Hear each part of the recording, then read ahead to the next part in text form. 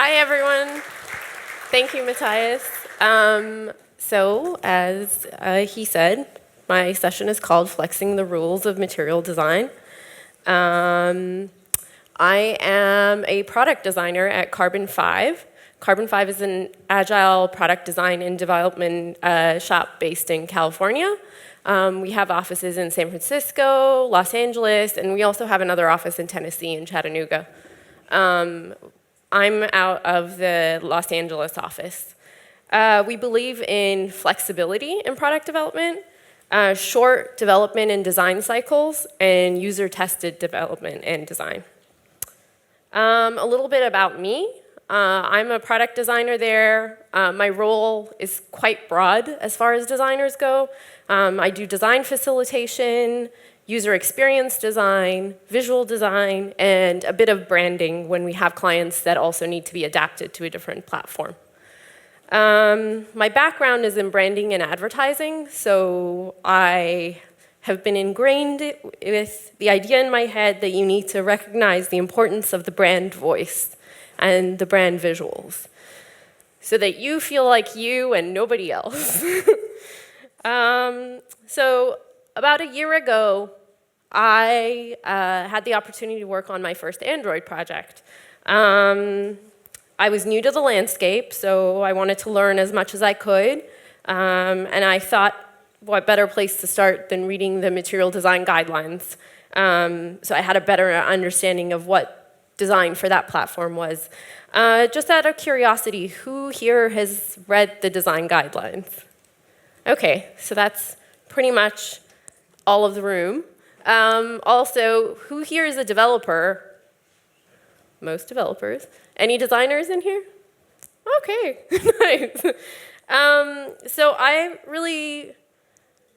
fell in love with their use of material as the metaphor, which tells us that material is really grounded in tactile reality. I think it makes sense. You have a really easy time envisioning it. And I think it's really easy to understand that it's digital objects that are behaving like physical ones that are in the real world. Also, I fell in love with how these guidelines make design accessible to all. So as developers, did you guys feel like this was an easy thing to understand, even though you weren't designers? Any? Yeah. From a designer standpoint, I felt like it was really like the foundation that every designer should know. And it helps when you're on development teams with others that also speak that language.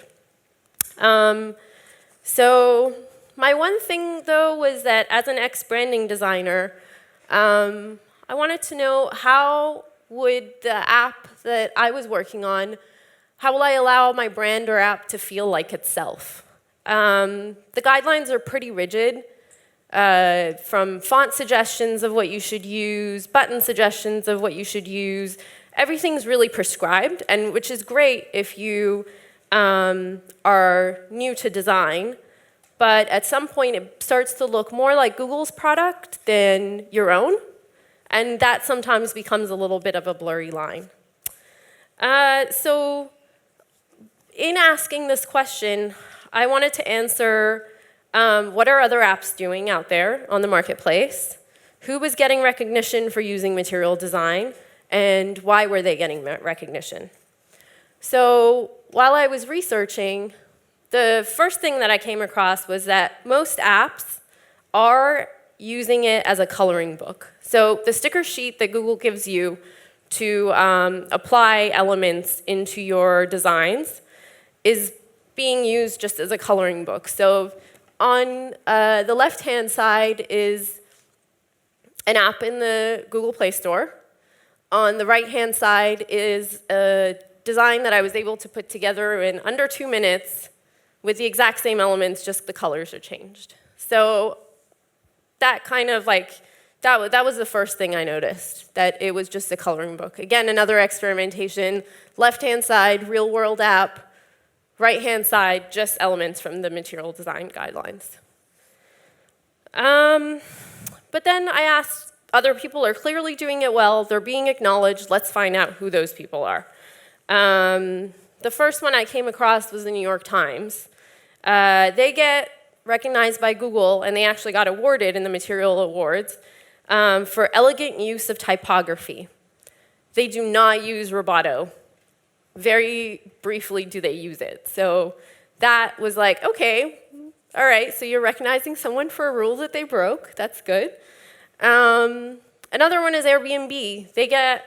They're quite popular, and they get recognized really well. They're on the editor's choice, and they are not using the navigation drawer at all. They've done away with it. So, and Google says use the nav drawer. So again, I was like, maybe some rules are meant to be broken. The third one is the weather timeline. It's recognized for crafted simplicity. Google suggests using 2 colors, a primary and a secondary color. They're using 4 different colors as a primary color. So again, it's a little give and take. So based on what I'd learned through this process, I identified 5 different steps to help make sure that we maintained the integrity and identity of the app that we were creating. They're kind of like bowling bumpers for the Android design world. So, without further ado, the first one is reset your thinking. So, a lot of us have been working on a product for a while and are pretty familiar with what it is, and we think we know it. So, in that, I would say the first thing that you should do is zap that out of your brain and pretend like you didn't know anything about this brand at all. Act like it's the first day that you're learning about it, and identify and document who is it for. So who's your primary user, really? What's the primary function? What goal is your user trying to achieve by using your product? And why does your customer need it? Is it addressing a pain point that they have? How will it be used? In what context is your customer using this app? These are really important things to note. And as a designer, I work pretty closely with the development team to see that these things are kind of manifested and we recognize these things. So we always know who we are. We have that integrity. The reason why we do this is to gain an understanding of tonality and context of what we're doing. And when I say tonality, I mean, what are your product communicates to customers and potential customers? What do you want it to be saying? When somebody looks at you, what's that one thing you want them to take away? And by tonality, sorry. Sorry. 1 second, I have gone off the slide list. And by context, I mean what people see, hear, and think about a brand. Again, you want to make sure this is clearly you, so that when you come up to these challenges where you're adapting pieces of a sticker sheet, you know what's you and what's Google. You can separate those two things. And then the thing that we always do is we grab some tape and we put up the things that we found up in a room. So we normally have a room devoted to each project that we do, and we make sure that the artifacts that we gather that really tell us about the work that we're doing are up around our team so that we're always able to refer back to it. Step 2 is really work with what you've got. In the startup world, as a designer, a lot of times you inherit products with existing designs, whether it's a marketing site, a logo on a business card, somebody decided to go happy on 99 designs and buy themselves a $99 logo. It's something that you might have. And you have to decide whether those elements are working for your project or they're not, and what parts of it you can maintain and keep and use. Because chances are, if you're working in an agile style, you won't have the time to do a fully branded product, but you will have the time to adapt to make it the best that it can be as quickly as possible. So start by making a minimal style guide. of assets your brand already has. So make sure that your team is gathering logos that may exist, images that may exist for this brand, fonts, colors. These are kind of the building blocks for what can then quickly become a product. And then again, grab a roll of tape and put it up. If you don't have a brand that has these assets, I would say pick up things that are visual samples that meet your context and tonality and just put them up, because that can be referenced and those are things that can be adapted. Look at what you've put up and identify what makes you unique when compared with Google's material design guidelines. Are there things that they're telling you that you should do that then you're like, that is the core of what I look like, I can't do that? Sometimes you might want to keep those things.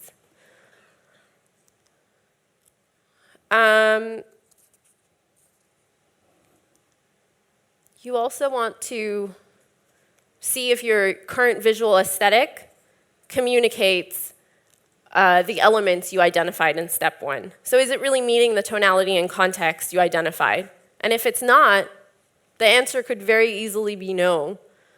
What are the minimum visual changes you can make to have your style guide meet the criteria you've set up with your tone and context? The third step is what would paper do? And this is really where I feel like your brand has a chance to shine as something unique. This is something that we do at Carbon 5 quite a bit, and so we sketch. We sketch out, we do 6-up sketching. Who knows what 6-up sketching is in here? Only Carbon 5ers. So 6-up sketching is we get a tabloid-sized piece of paper, we divide it into 6 squares, we have 6 minutes, and we ideate 6 different things. So it could be we're ideating what a button could look like, and everybody participates. The client participates, the developers participate, the designers participate, the product people participate. So again, it becomes a way, an exercise for you to be divergent and really see what your brand's about. So in understanding that exercise, there are a few key things that are very material design that I would say don't step away from, always maintain. The first one is that material design is a physical way of viewing a digital product. So the 3 core principles that go with that are that you should really respect the ratios. Like most things based on paper and print, material design utilizes incremental growth in both typography and scale. Things grow very proportionally to one another. If there's one rule that you should maintain, this is the golden one, because this is the one where they've just set up the grid work for you so well that that's a place that you can really easily just adapt and not fail. The second is that in talking about what really material design is, it's physical objects, and physical objects have shadows. Paper is a physical object, and that's what they're referring to.